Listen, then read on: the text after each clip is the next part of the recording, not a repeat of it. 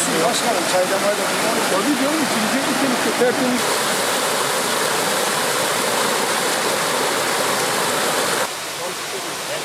Şu halde geçişte karşıya geçiyor. Burayı taraf tabii.